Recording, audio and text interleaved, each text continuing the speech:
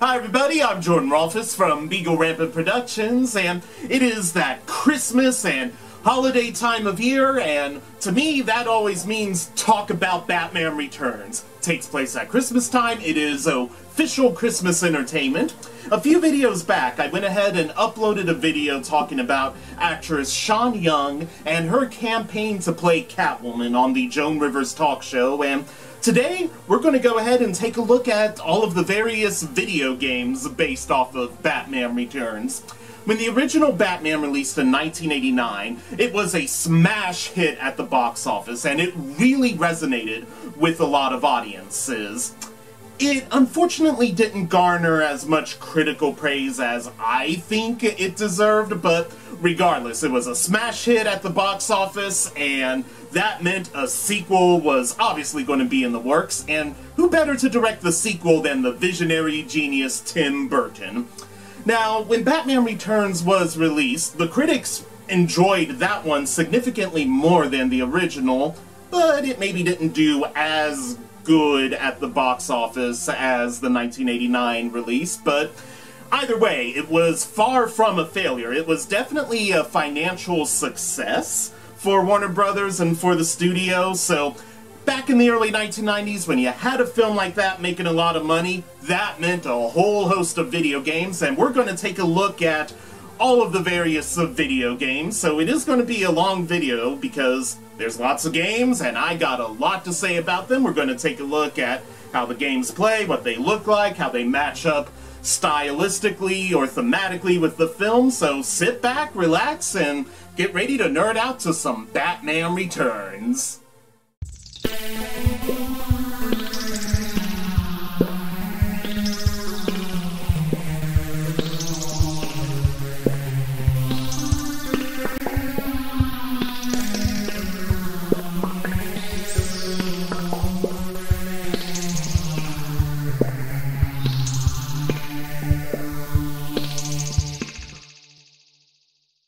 The first Batman Returns game that we're going to be taking a look at today is the release on the Super Nintendo Entertainment System in April of 1993, so a little bit of time after the actual movie was released. It was developed and published by Konami, and I really love this version of the game. This is probably my favorite, so we're kind of starting off with the best one here. The music is, in some parts, a very faithful recreation of the Danny Elfman score, and in other parts, it is just movements that are inspired by the Elfman score. Let's do a little experiment here. Let me play a little bit of the Circus Train level for you, and you let me know if you think that was from Danny Elfman or not.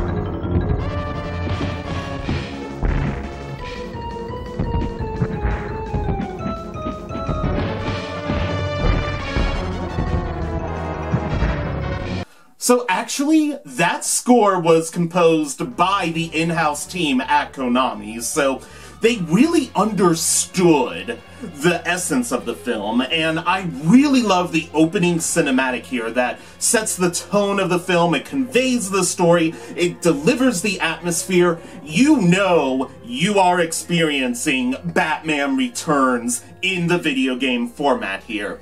And one thing I really like about the SNES version is that it beautifully captures the film's salute to German Expressionism. Now, some of you may be wondering, what on earth is German Expressionism?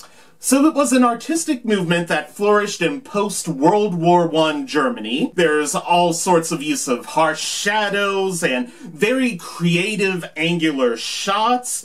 And in some respects, a range of color can also reflect German Expressionism. So, by and large, the filmmakers in Germany after the First World War, they really weren't working with color due to technical limitations, and technical limitations of the fledgling movie industry kind of inspired the Expressionist filmmakers to achieve more and to experiment a little more, so it kind of helped them flourish a good deal there. But if you want a German Expressionist style filmmaker that really incorporates color in a beautiful way, you really can't go wrong with Tim Burton. Tim Burton understands the use of grays and whites, blacks and grays, kind of contrasted with bright and vibrant colors. There's sort of this duality. Duality is a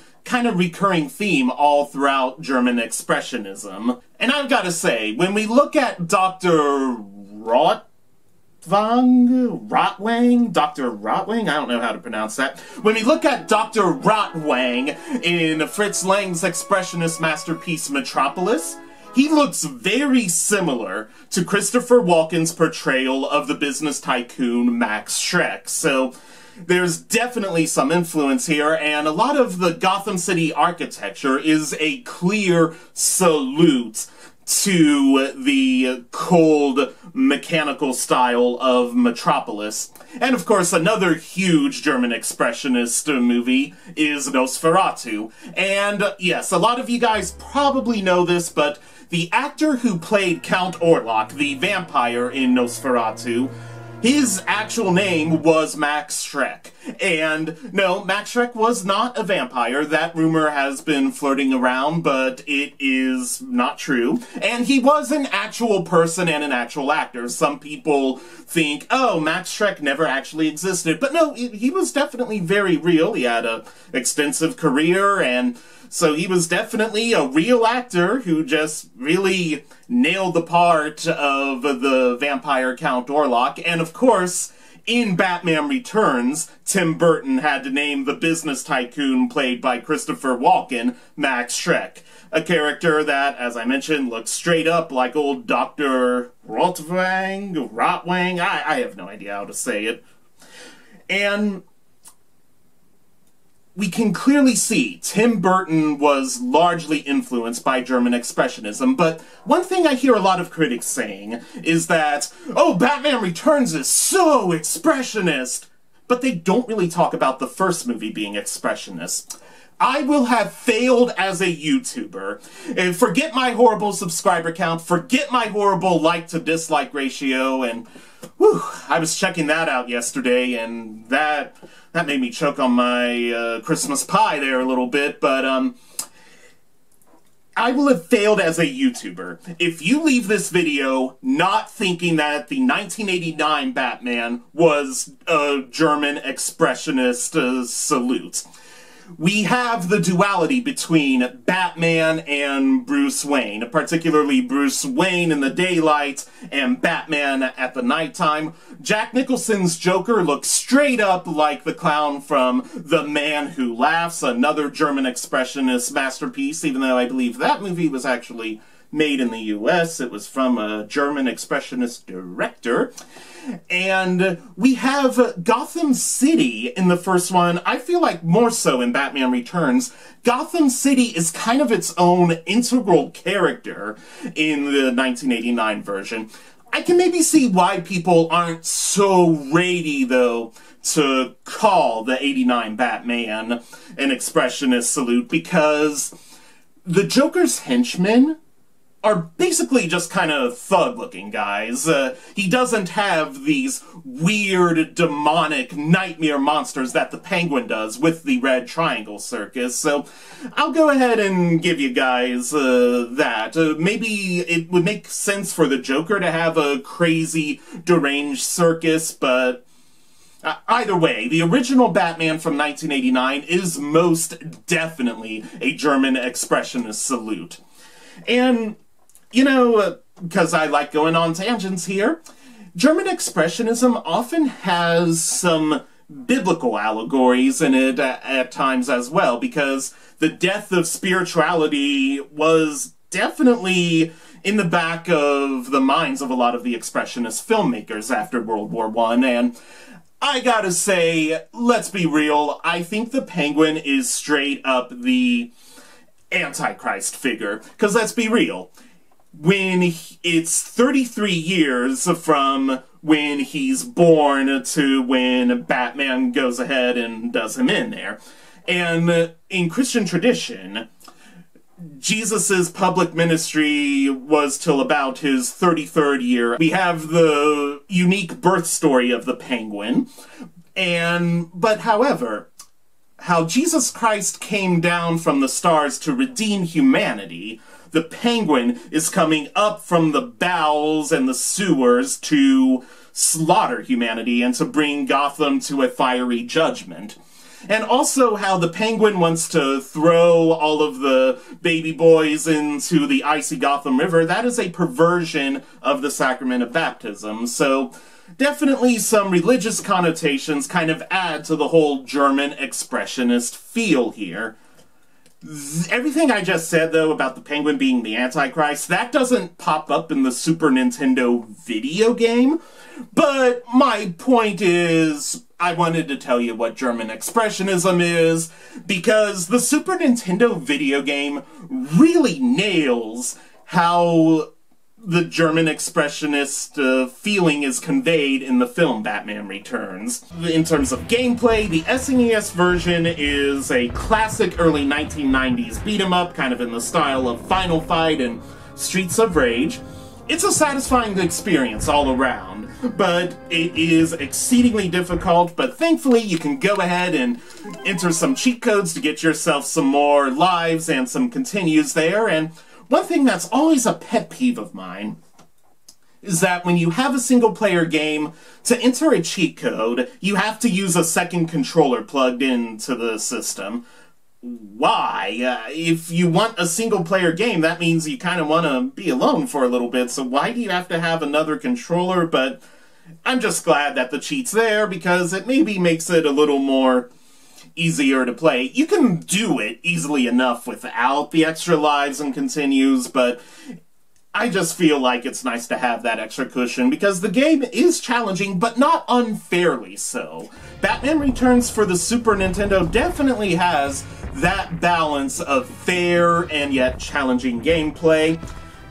I love how the clowns and the enemies have abbreviations like Bazooka C, and that obviously stands for Bazooka Clown. Hopefully that one didn't go over too many people's heads, like how T Strongman went over my head. I thought that always meant the strong man, but actually it stands for Tattooed Strong Man. Batman wields some really interesting test tubes that make the whole scene turn white and they just blast everyone off their rock there. And I gotta wonder, what's in these test tubes? Is this even safe, Batman? Of course they're safe! Now stop asking questions, YouTuber! Alrighty then. And there are some platforming elements where the weapon is the Batarang, and the Batarang in this game is always infinite, so you have unlimited use of the Batarangs, and the levels where it's primarily your fists as the main weapon, the Batarangs stun the bad guys. Overall, the game does a really good job of telling the story of the film through the use of cutscenes, and they refer to Max Schreck as the most powerful businessman in Gotham City.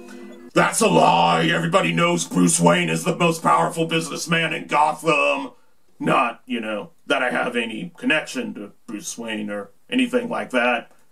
But if I did, I'd be lucky, that's for sure. The game features 2 fights with Catwoman, and they are both merciless. Catwoman will whop you quicker than anything in this game. And I love how after the second fight, there's this demented music as she kidnaps the Ice Princess. It's good. They really nail a demented sort of feel with the Catwoman taking the Ice Princess, who the Ice Princess is never named throughout the movie, so for the sake of this video, we're going to go ahead and call her Starleisha. That's what the team at Beagle Rampant calls her, so we're going to call her Starleisha. So put that in the back of your head. Ice Princess is Starleisha for this video anyway.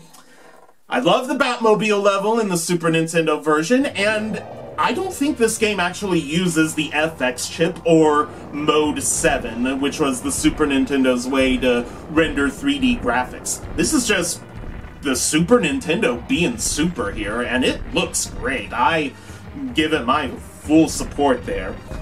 And by and large, this is just an overall satisfying experience.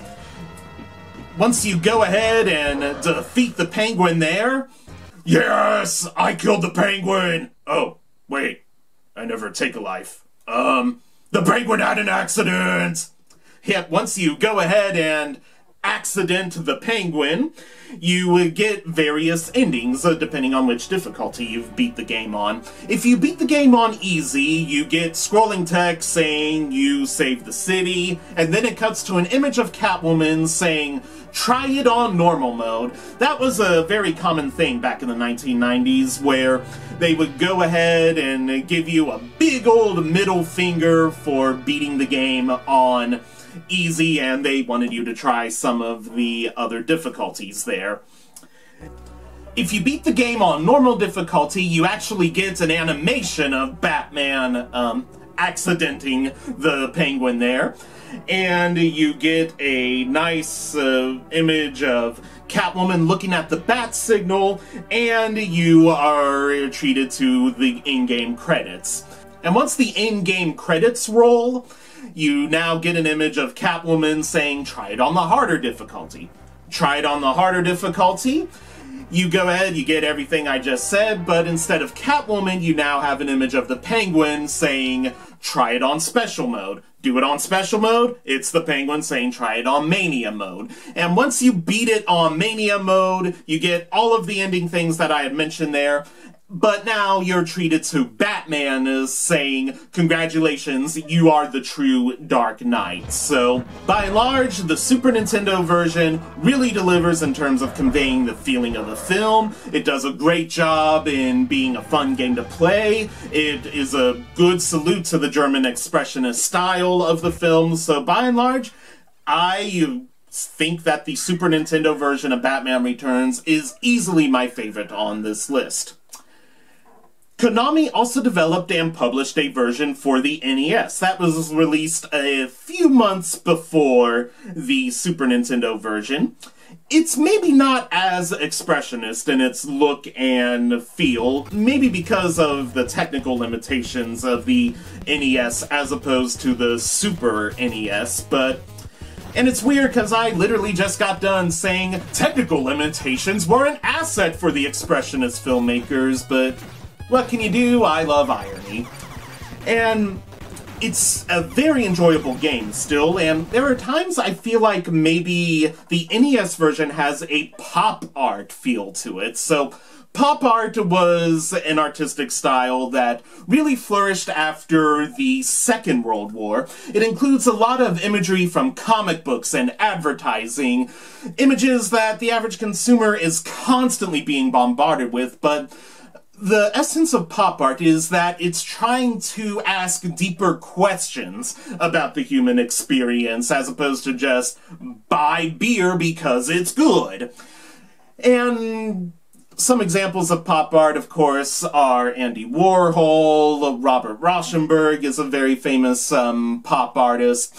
And, of course, I gotta say that the original Batman television series from the 1960s has a lot of elements of pop art to it. Within the 1960s television Batman series, we have these fun, bright colors, we have angular shots, and we have the words POW and ZAP appearing on the screen whenever Batman battles some bad guys there. But, you know, the 1960s was definitely a kind of turning point in American society at that time. So you have the script that's very all-American and almost Boy Scout in its tone, but you also have sort of a almost demented feel with some of the villains. There's definitely some contrast and irony being mentioned within the 1960s Batman series, and let's be real, Batman Returns directly takes a plot point from the 1960s series, where Burgess Meredith, who played the Penguin in the 60s, ran for mayor of Gotham City. So Batman Returns is certainly no stranger to pop art in that they're straight up grabbing a lot of the pop art elements from the 1960s show there. But going back to the NES version, I call it mostly pop art because the clowns look like they could very easily be something you would see on an advertisement.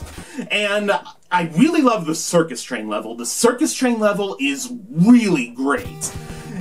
I love how you fight these clowns, and the way they move, it's almost like they're dancing. You fight these bright, colorful, dancing clowns. It feels lighthearted when you're doing some of these battles. Granted, actually doing the battle as a game player, they're merciless. This is much harder than the SNES version. But there's almost like a ballet choreographed element behind the gameplay to the NES version. And you're doing all of this stuff right when there are kids in the shadows in cages in the circus train. It's a really nice effect that the NES version is able to achieve here. So Max Schreck actually appears in the NES version, where he's only mentioned in the Super Nintendo version. And the NES version does a very good job of telling the story through cutscenes as well. I especially like the intro cutscene where it refers to the Joker, so it's kind of a nice nod to the past of the series as well. Like the SNES version, this one is very much a beat-em-up. The Batarangs do have a finite amount, but they do significant damage against the bad guys. And the NES version also features a password system, which is really nice, and I kind of wish the SNES version had that as well, but you really need some sort of password system for the NES version because this game is very, very difficult. This game does have unlimited continues, but you really only have one life, I guess is how you would refer to it. You can extend your health through the use of health boxes, and you are going to need to do that because, as I mentioned, this game is definitely more hardcore than its Super Nintendo counterpart. And I really experienced that during that stupid roof level. How many times am I going to fall off of this stupid roof looking for Catwoman? Oh my god, this is absolute madness. But that being said, it certainly isn't an unfair game. I just don't really have a whole lot of talent, and it really begs the question, how did I finish this game back when I was in high school? Because I only grabbed one health box, and it was totally because I wanted to be impressive, not because I couldn't find any of the other health boxes. Good times there, but overall, though, this is an enjoyable experience, and this version also features different endings as well. The worst features a credits roll and the Rocket Penguin saying, "You took too long." I may have seen that one once or twice in my life. The bad ending, you get the bat signal, the credits, and then the Rocket Penguins say that you're not a real hero.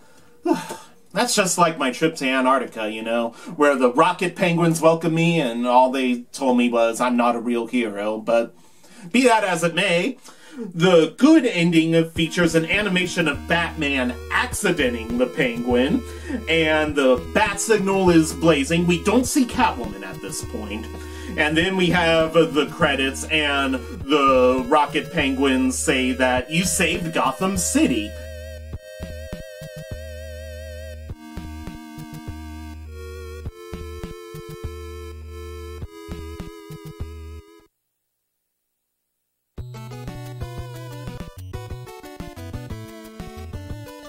And the best ending you can get features the ending animation, the bat signal with Catwoman now, credits, and the Penguin saying that you are the hero of heroes. And I really love some of the credits names. I think a lot of these, almost all of them, are straight up pseudonyms here. We have the sub-programmer Zap, the sub-designer 123 Kikawa, and the special thanks, this may not be a pseudonym, this may actually be the person's name, but I like to think it's a nod to Batman's faithful butler and sidekick, Alfred Yamada. I think it's a shout out to Alfred Pennyworth, but it could legit be his name as well. Of course, my absolute favorite name on this list is the main programmer, Two-Face Yamamura. Guys, I think Two-Face is going to be confirmed for the next movie. Oh my gosh, I cannot wait to see Billy D. Williams go on from playing Harvey Dent to Two-Face. That's going to be so good. Can't wait for it. Overall, though, Batman Returns for the NES is a very solid game in terms of gameplay and atmosphere. It faithfully recreates the plot of the movie through the use of cutscenes, and it's overall an enjoyable experience. I give it my seal of approval. I don't like it as much as the SNES version, but this is still a must-play, I would think.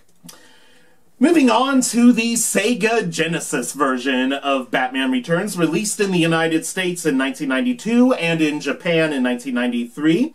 This version was not developed by Konami, but Malibu Interactive.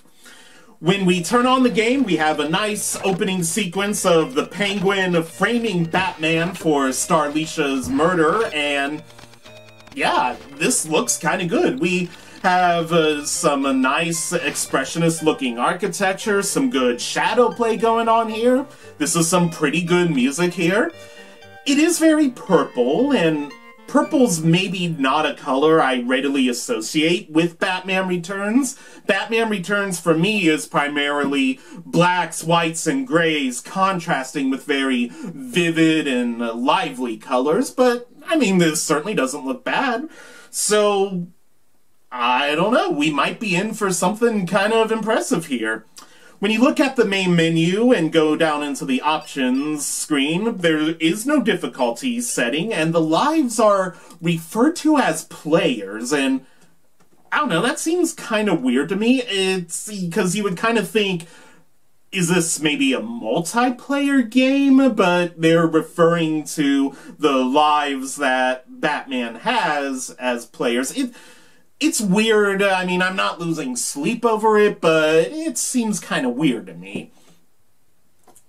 And when you press the start button ready to enjoy your game, there is no cutscene to introduce anything. And it should just kind of stay in the back of our minds that all of the Sega versions I'm going to be talking about, they take place after the Penguin kills Starlicia. So, again, that's kind of conveyed through the opening scene here, but I would maybe like a cutscene to flesh it out a little bit more. And once you hit level 1, you see that we aren't dealing with a beat-em-up like the Konami versions for Nintendo, but it's actually a platformer, an action platformer, and a miserable action platformer at that. Batman is very awkward and chunky throughout all of this. He moves like he just gorged himself on a big plate of chili. You know, Penguin, can you go accident yourself? This chili ain't sitting right here. The music is very low resolution. It's not as whimsical or as goth-sounding as the opening movie. I'm really beginning to think that the best part of this game is the opening sequence there. Don't know why we're dealing with armored penguins at this juncture of the game. It seems really weird to me, and I also don't know why we have a little bit of time in Shrek's department store. If this game takes place after the Penguin kills Starlicia, then we shouldn't be at Shrek's department store, because in the movie, Catwoman ransacked Shrek's department store before the Penguin frames Batman. So this seems really weird. I guess they just wanted to have the level in there, but it's incongruent with actually telling the story of the film there. The inventory is brought up with the start button. The Genesis controller did not have a select button on it, so you can pause the game and bring up your inventory and select from the various weapons, which, honestly, I don't really care that much. And it's really awkward for Batman to use his grappling hook. You would think for an action platformer that this would be really nailed down, but it's clunky and awkward, and there were so many times when I want Batman to use the grappling hook and he just won't. I'm pressing all of the right buttons, but since the Genesis doesn't have as many buttons, you have to do all sorts of weird combos. You feel like you're doing some sort of crazy fighting game maneuver. It's just weird, and it doesn't culminate very well. In the Genesis version, we don't really have any sort of Christmas aesthetic. You really don't know that the game takes place at Christmas time here. And once you go ahead and finally defeat the penguin, and I'll admit, I had to rub the magic lamp and get the Game Genie out in here. Once you defeat the penguin, you actually have a battle with Catwoman during the credits. I myself am not a fan of bosses during the credit roll, but it actually kind of works here.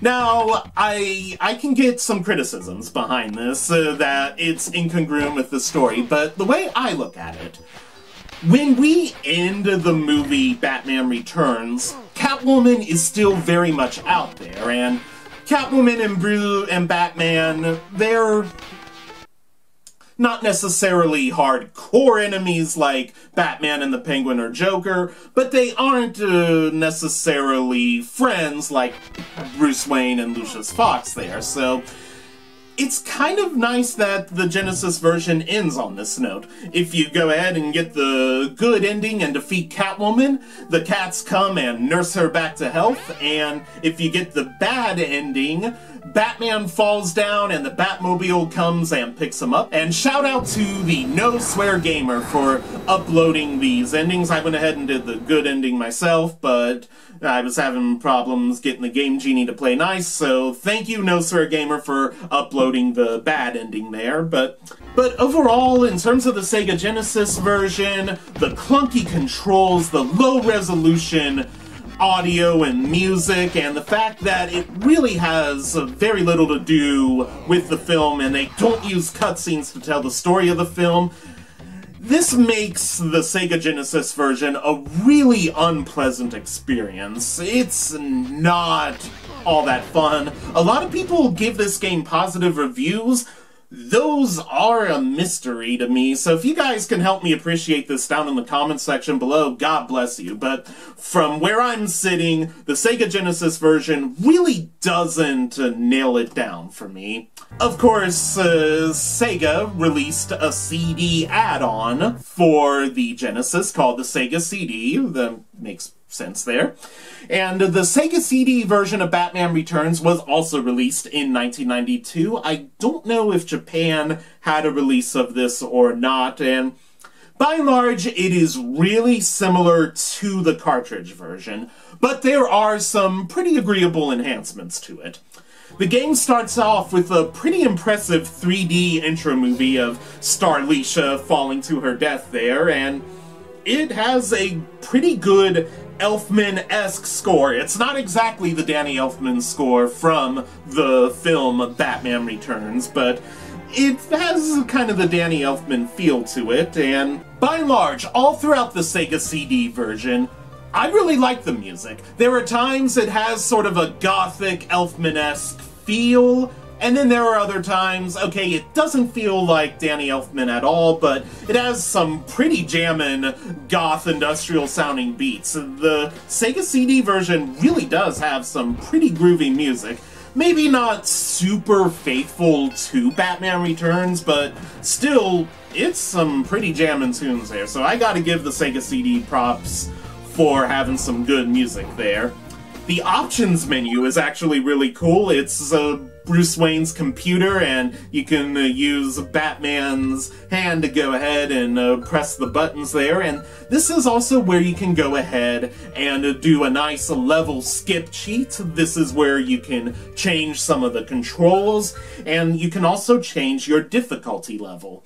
Now, if you go ahead and change the difficulty level to training, your game will end after you beat Shrek's Department Store, which is the second series of levels, so you're not even really getting half of the game if you just set it to training difficulty, and I mean, and let's be real, even setting it to training difficulty doesn't actually make the game all that much easier. So the Sega CD version is probably most famous for the driving levels that it added on to the original game. And you can go ahead and select driving only or platforming only in the options menu, or you can go ahead and do the full game there. And the driving levels, they look good, and I already mentioned that I really love the soundtrack for this game. This game has some really good music to it. And again, not necessarily Elfman-esque or even Batman Returns related, but it's good jammin' goth music here, so I can't complain too much there. The music does stop and restart, which was kind of a common thing for a lot of CD consoles of the era. You run out of the song and then it loops back, so it's not a continuous playing of the music like you get in some other systems there. Overall, the driving levels, they play pretty well, but you will maybe want to go into the options and change some of the controls around, because when I played the driving levels with the default controls, my hands cramped up so much that I felt like I kind of was the Penguin with some nice chubby flippers there, but they maybe get a little stale because there's 6 stages, and this is really not obvious to the player, but the point is actually not to reach a goal within the prescribed time limit, but rather you have to defeat all of the enemies in the stage, and the red health bar doesn't refer to the enemy that you're actually working on, but it's actually all of the enemies in the entire stage, and that's kind of confusing, and with 6 whole stages of this driving level, it maybe gets a little bit stale after a while. It was fun for a while, but it's maybe overdone. It doesn't have the nice balance that the Super Nintendo Batmobile levels, or even the NES Batmobile levels had. And once you're done with the driving levels, you go to the platforming levels, at which point we are basically playing the same thing as the cartridge version. It maybe looks a little more polished and higher resolution, but by and large, it's the same game. The controls may be slightly responsive, but not enough for me to sit here and say I like it. So you're basically, when you're at the platforming areas, playing the Genesis cartridge version there. Again, the music is better, though. The music is enhanced and really good all throughout the game. We don't have any cutscenes in the Sega CD version as well, so again, we're not trying to tell the story of the movie, and that's kind of disappointing because on the CD version, you could have potentially put some files from the actual film in there. You could have shown actual movie clips, so that was a big missed opportunity. They really fumbled the ball on that one. They could have done so much more with that. I do like, though, on the game over screen, if you get a game over on the platforming levels, you get a nice zoom of the Penguin. If you lose on one of the driving levels, you get the vehicle in the garage. And if you press continue, there's audio of the Penguin saying, "You don't really think you'll win, do you? You don't really think you'll win, do you?" And I guess maybe there's a little more Christmas aesthetic to the Sega CD version because you have the Shrek's Wonderland driving level. That maybe feels a little bit Christmassy, but by and large, that's kind of all the Christmas aesthetic you're going to get out of the Sega CD version, but I gotta give them props for at least doing that much, I guess. The ending shows a gratuitous 3D zoom of Batman perched on a building, and the credit rolls feature some good music and more gratuitous 3D zooming. So this was a 3D capable console, and they don't want you to forget it. So whenever the Sega CD can do some gratuitous 3D zooming, they're gonna do it. They're gonna take that opportunity to heart there. And if you're a lunatic like me, you can go ahead and put the Sega CD game into your computer and you can see a whole bunch of files that I have no idea what they do, and you can also access some of the audio tracks. So That's kind of nice, and you can actually put this game in an audio CD player. The first 2 tracks are data program and stuff. That was pretty common with every Sega CD-based game. But once you get into track 3, you have the full score of the Sega CD version, and honestly, I got more value out of the Sega CD version by putting it in my audio CD player than I did by playing it on my Sega CD console. It's just, by and large, at its heart, the Sega CD version still has a lot of the problems that plagued the cartridge release. So, while the enhancements are approvable, it isn't enough to make it a really solid and enjoyable gameplay experience there. Continuing with going on about Sega's version of Batman Returns, we have the version for the Master System, released in 1992.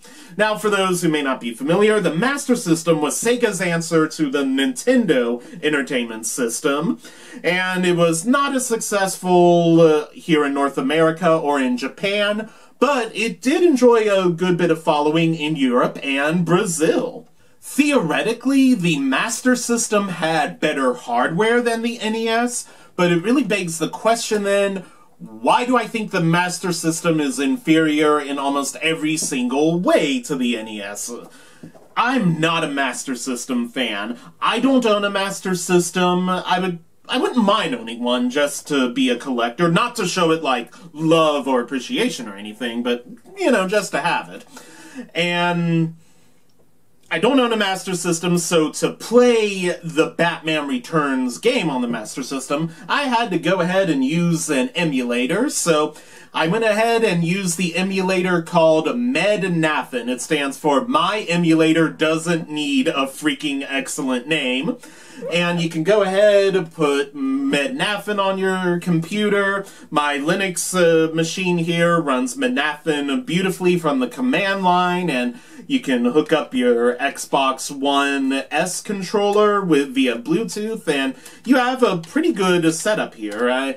I'm usually not one to give too much of a criticism when I play on an emulator, though, because potentially I could be using a weird ROM file. You play the ROM of a video game on an emulator, and it could be the ROM or the emulator, or my machine maybe has some different things going on within it, so I do have to wonder, am I being super fair to a game when I review it on an emulator? And it's also going to be pretty weird because I'm ready to tear the Master System version of Batman Returns a new rear right now. The intro scene is a red sky, and that's not at all the color story for Batman Returns. And you get some very bland Master System music. I hate the sound on the Master System. It sounds like the Game Boy, when really it should be as groovin' and as rockin' as the NES. But we really have something that sounds much more low resolution and much less spirited here. Once you go ahead and hit start, there's no intro movie, nothing to let you know you're playing Batman Returns. You do have forking paths in this game. I'm going to go ahead and save you the trouble. Both of the paths lead to the same boss, and they will ultimately lead to the same ending. But the second stage maybe kicks your ass a little bit more than the first set of stages do. So if you want Route 2, that's going to be a lot harder than Route 1, but they end up in the same place, so there maybe isn't a whole lot of point in playing Route 2. Graphically, I mean, the Master System version isn't horrible, but it's really uninspired. I like that there's Christmas trees, so you at least know this takes place at Christmas time. Again, no cutscenes or introductions, but keep in the back of your head that this game takes place after the Penguin frames Batman for Starlicia's death. The music, it's underwhelming. It's not really offensive, but I'm just really underwhelmed by it. I really don't care. So I know I'm playing this on an emulator, but I find Batman to be really unresponsive in the Master System version, and there are some pixel-perfect platforming maneuvers that you have to do, and I just don't think this thing is ready for it. It's so clunky and awkward. It just doesn't have that really nice responsiveness that you would kind of hope for a sort of action platformer game here. Batman only takes one hit, so you see this life bar at the bottom left of the screen here. You get hit, you lose a life, and you'll be quickly introduced to the game over screen. And you know what's weird? I had a hard time figuring out the game over screen. So at the top here it says game over, and then at the bottom here you can go ahead and continue your game. Did you know you can move the cursor up to where it says game over, select that, and that will end your game?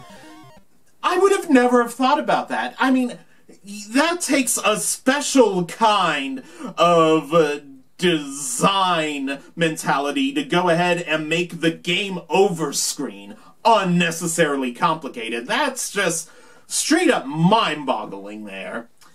But I gotta say, I do like the Samus-looking girl who throws the bombs at you. She's pretty cool. And Catwoman seems to be the only boss that actually has a background. A lot of the other bosses don't have anything in the way of a background, so that's weird. And what the hell is this boss at the 3rd level? I've never seen anything like this. What on earth even is this thing? Yeah, I mean, I don't know what this boss for level 3 is. I mean, he certainly wasn't in the movie, that's for sure. The Master System version is relentlessly difficult, but luckily there are several cheats you can use to go ahead and make the gameplay experience a little less sucky here. And the only cutscene you get in the Master System version is the ending. You get Batman standing on a rooftop, and text that stays on the screen for way too long saying how he saved Gotham City and everybody can rest up all safe and happy. And then Catwoman appears.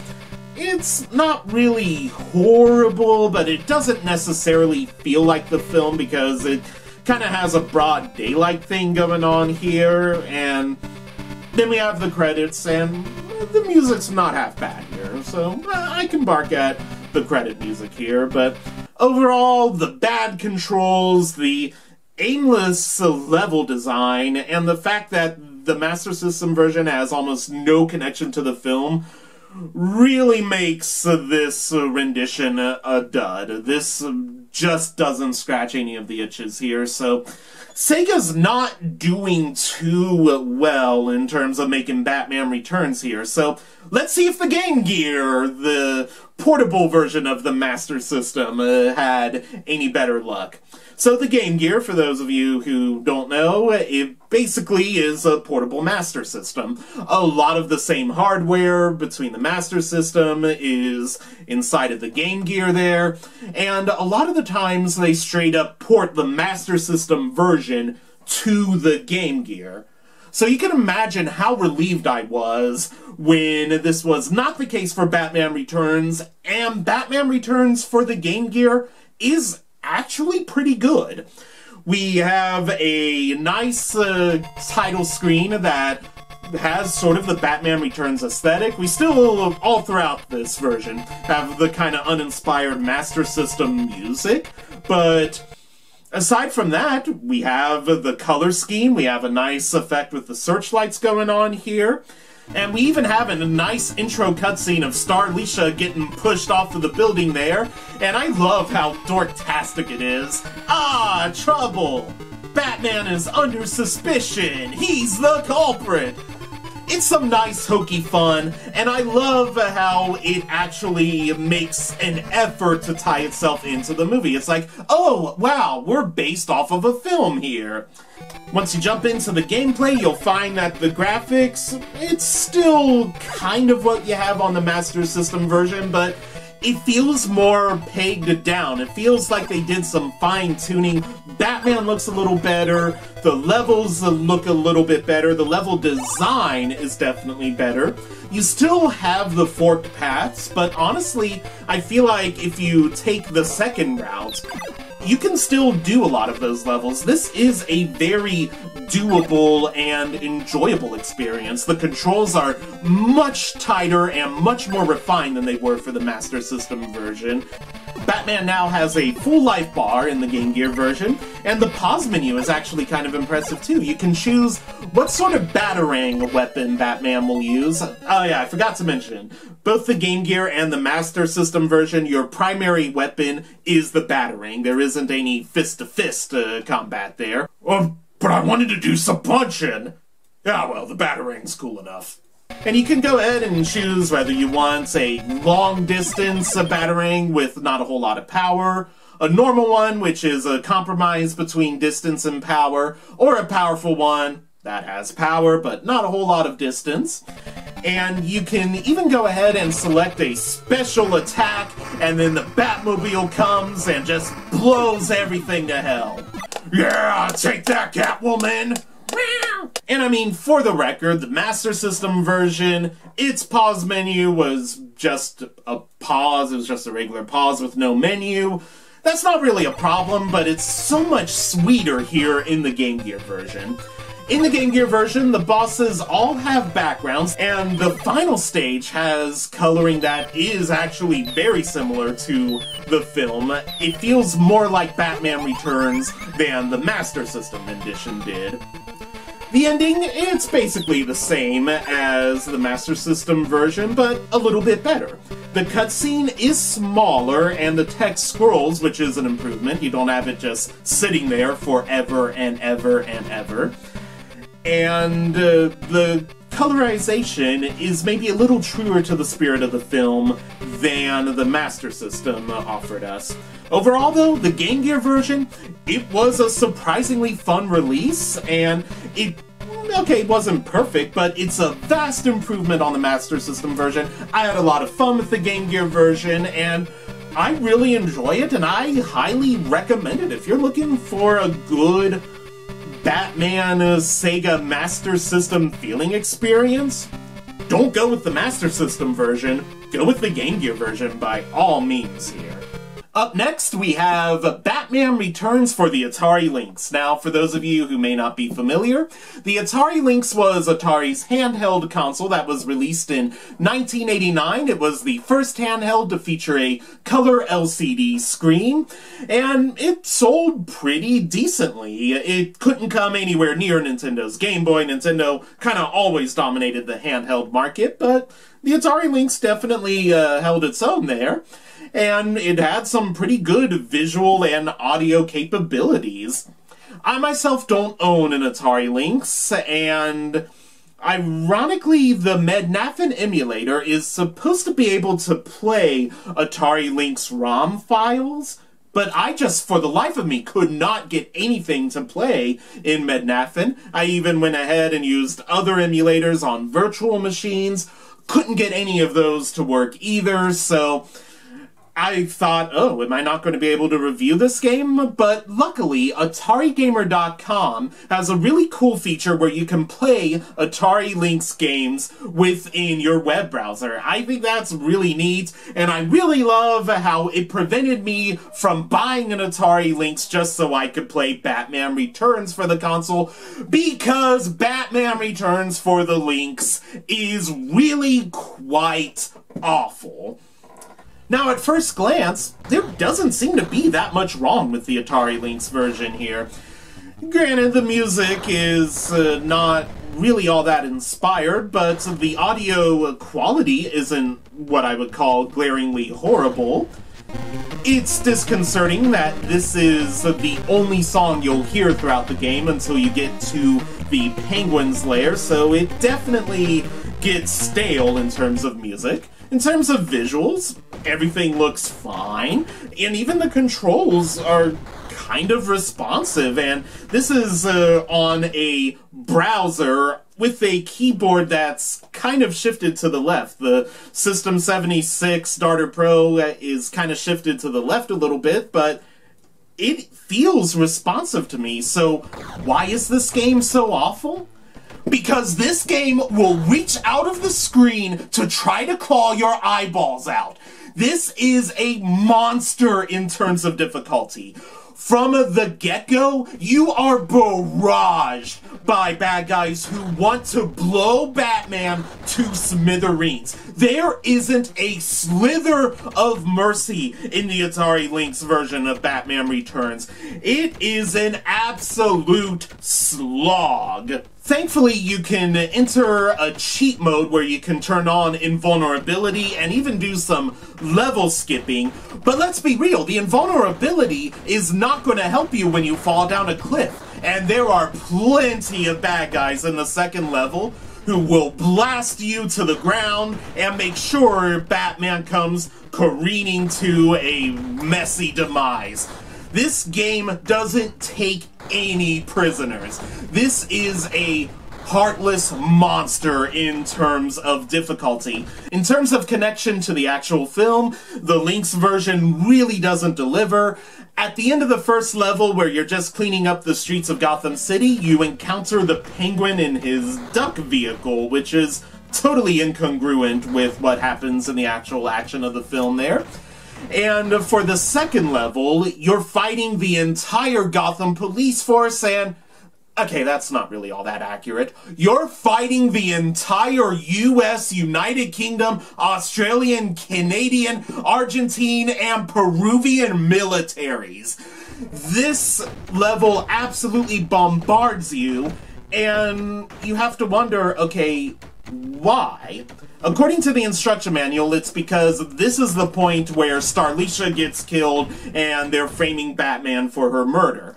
But I don't know, it would maybe be kind of nice if the game player was clued in on that and you didn't have to refer to the instruction manual. I myself just could not get anywhere close to meeting Catwoman in the second level, but thankfully RetroGame.stream uploaded an entire playthrough of the game, and once you see Catwoman you realize she doesn't look anything like Michelle Pfeiffer. If anything, she kind of looks like Ginny Weasley from the Harry Potter series. I mean, Ginny Weasley if she worked at an S&M club, but still, she has the Ginny Weasley thing going on there. And, okay, I kind of like the way the fight with Catwoman is animated. There's kind of a romantic tension here, so that's nice that they were kind of able to bring those sort of romantically tense movements into the combat here. I mean, it still makes the game a rough and merciless challenge that you have to slog through, but I can appreciate that.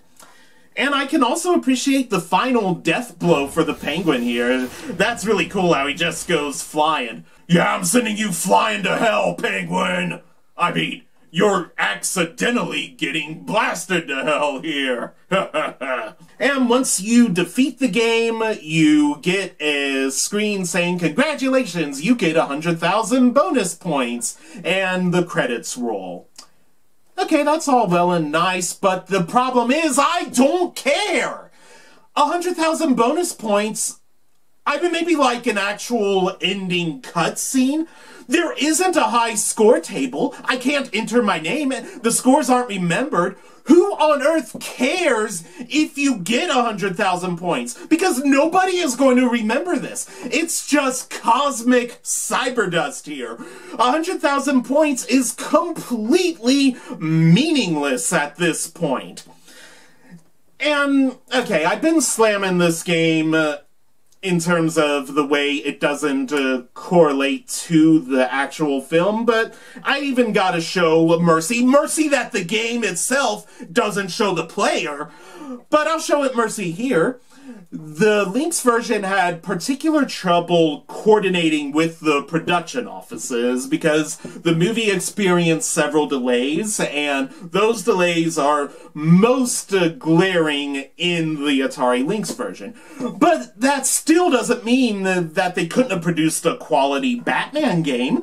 Instead, they give us a merciless, stale experience that you have to drudge through. It just flat out is not enjoyable. It's relentless difficulty, it's stale gameplay, and the fact that you only get 100,000 bonus points at the end once you defeat the Penguin, it makes the Atari Lynx version of Batman Returns really undesirable. If you can, you really should avoid it. It just isn't good. It's not a very good or happy experience in the slightest. Up next, we have Batman Returns for the desktop operating system, DOS. Now, this is the most different of all of the games we're going to see today. This is actually a point-and-click adventure title. The credit roll at the beginning of the game actually mentions Tim Burton in the special thanks section, so I find that pretty cool.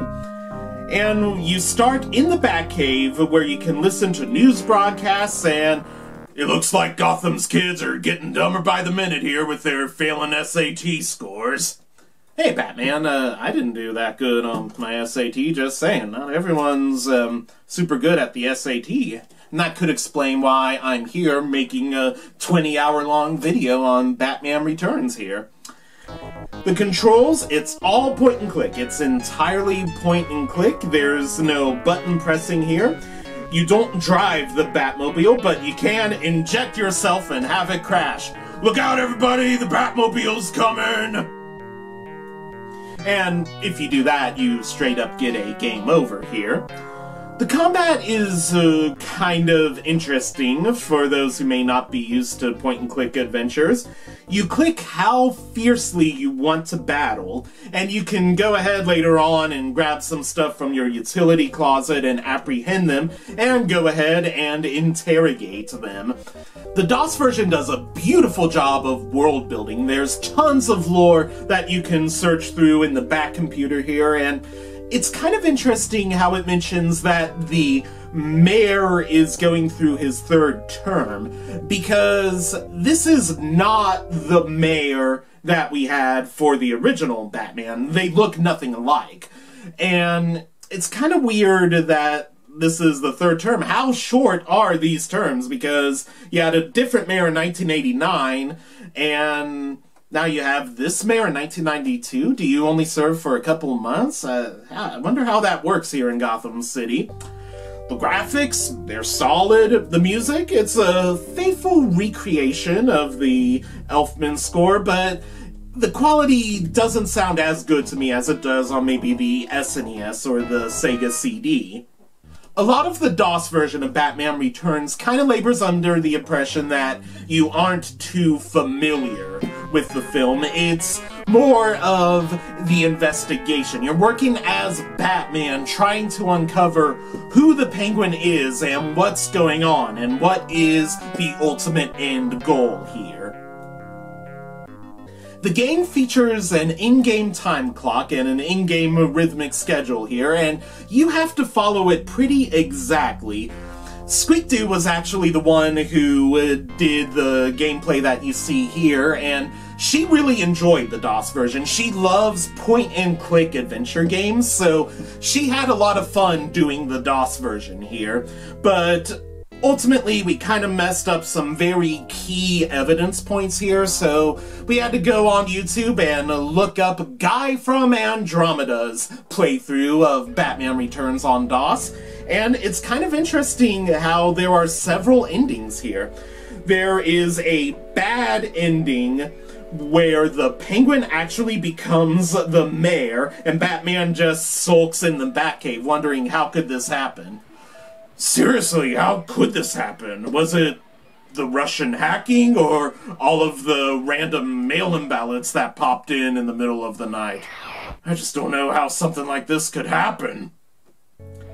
And then we have another bad ending where you stop the Penguin from becoming mayor, but he still goes ahead and gets his revenge on Gotham City because you were too slow to save all of the children. I mean, I can't blame Russians or mail-in voting on that one. That was just Batman being stupid here. And then the good ending, we have a very faithful recreation of the ending from the film. So, overall, the DOS version is pretty enjoyable if you're into point-and-click adventures. I myself, I'm not a big point-and-click guy, but Squeak-Doo, who really loves point-and-click versions, she actually said that the DOS version of Batman Returns is her favorite. So, if you're into point-and-click adventures and you like Batman, you really should take a look at the DOS version, because it is a solid offering. So finally, we have Batman Returns for the Commodore Amiga computer systems. And again, I don't own a Commodore Amiga, but I do own a Commodore Plus 4. That won't help me play Amiga games, though, so I had to use the FSUAE emulator to go ahead and play Batman Returns on the Amiga. And I gotta say, as a Commodore Plus 4 owner, I kinda like how the emulator does this little crazy thing with the screen to get it to load. That was real common with a lot of Commodore systems, so I like that touch. That's a nice little bit of authenticity they added on in there. And when you load up the Batman Returns game for the Amiga, you get some pretty good-looking graphics and some pretty groovy music. It doesn't maybe scream Danny Elfman's Batman Returns, but it sounds pretty good and it looks pretty good. And you go ahead and you click start and we get some very nicely rendered still cutscenes with some pretty groovy music. So, I'm sitting here thinking that I'm going to be in for a bit of a treat. And then I start to actually play the game, and the thing is completely unplayable even if you have infinite lives turned on. Batman doesn't really control in this game. He moves all over the place, like, imagine that feeling before you go get an MRI and you have to drink that really disgusting milk of magnesia. Imagine if Batman just chugged a gallon of that, and he's just going all across town looking for a bathroom. That's how he controls in this game. It's almost impossible to do anything, and it's really frustrating in the later levels where you have to do some pinpoint platforming. But that doesn't really matter, because if you fall down a cliff, it may spawn you to the end of the level, or it may respawn you all the way back to the beginning or somewhere in the middle. There's really no rhyme or reason to any of it. In terms of combat in the game, the hitboxes, okay, they're nicely defined for the bad guys. If for the actual player, you could be punching them directly in the face and not landing a single hit. Why isn't this working? There are several occasions all throughout this game where I clearly should be landing some damage on the bad guys, and nothing at all is happening. It's so whimsical whether or not your hits are actually going to land or not. This game is just crawling with cheap enemies who love to get that little cheap shot in that's impossible to defend, but luckily, if you have the infinite lives cheat on, you can maybe tolerate it for a little bit longer, but overall, this thing, even with infinite lives turned on, it's an unplayable mess.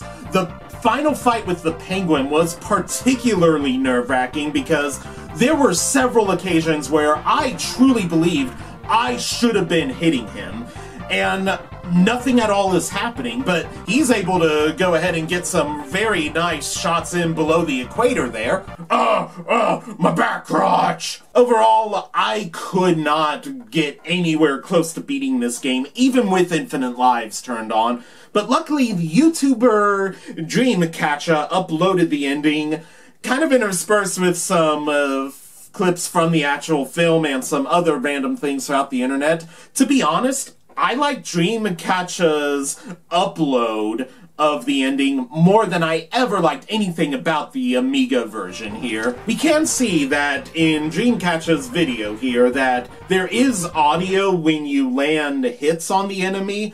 I'm not going to slam that as a problem with the Amiga version. That could be I may have downloaded a weird ROM or something, or I have a setting wrong, so that's probably a me problem, not an actual game problem, so we'll show some mercy there.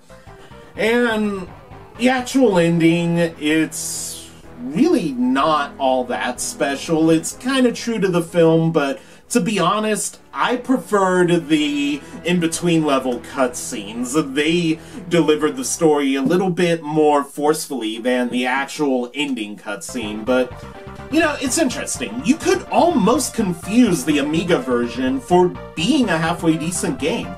It looks good. It sounds good. I like the music, even during the levels. It's the same song over and over, but it's a pretty good song, so I don't even mind it all that much. And it even tries to tie itself into the film kind of nicely, so those are very strong points in the game's favor. But since the gameplay is so hopelessly broken to the point of you have to wonder, am I playing a beta or even an alpha release of this game? It really just doesn't flat out feel finished. The fact that the controls are so wacky and spastic, I seriously think Batman has a spastic colon here. And the fact that you can't hit anything really makes this game an unplayable mess, and that's a shame because if the gameplay would have been nailed down, we would have had a strong contender here, but overall, those are the Batman Returns games here. I'm going to go ahead and put up a Venn diagram of, you know, fun to play and true to the movie and give my final assessments here. So for fun to play and true to the film, we have my favorite version, the SNES version, and Squeak-Doo's favorite version, the DOS version, and the NES version, which, while it wasn't any of our favorites, it was still a very enjoyable experience. All three of those releases get an A rank in my book. In terms of a game that's fun to play, but maybe not really true to the film, we have Batman Returns for the Game Gear. I give this one a solid B+, and maybe if I feel like I'm in a good mood, it may get an A-. You never know. On the fringes of fun to play, kind of landing in the C- range, we have the Sega CD version of Batman Returns. The enhancements were good, but they really weren't good enough to redeem the core essence of the gameplay from the cartridge. In the D+ range, we have the Sega Genesis cartridge release because of the unresponsive controls and the pretty merciless difficulty. It's still playable, though, but it really doesn't deliver in the same way that a lot of the better entries have. And in the D- range, because I'm in a goodish mood today, I'm going to go ahead and give that to the Master System. It's playable, but it's really not all that enjoyable. In terms of F+, I'm going to go ahead and give it to the Atari Lynx because it's playable, but the relentless difficulty just makes it a stale and aggravating experience. And it kills me to put this in the true to the film column, but I have to put the Amiga version in the true to the film column because it really did deliver in that respect. But in terms of everything else, the Amiga version gets an F- because it's simply broken and unplayable. I can't give it anything higher than F-. So thank you guys so much for watching. Those were all of the Batman Returns games that were released. This has been a very long video. You know you're the best fans of any YouTuber in the world. Make sure you like, comment, and subscribe. I hope everyone has a blessed, happy, and peaceful holiday season and New Year time. We're going to do lots of fun things in the coming years, so make sure you like, comment, and subscribe. You're the best. I love you, and I wish you peace and blessings throughout this holiday season.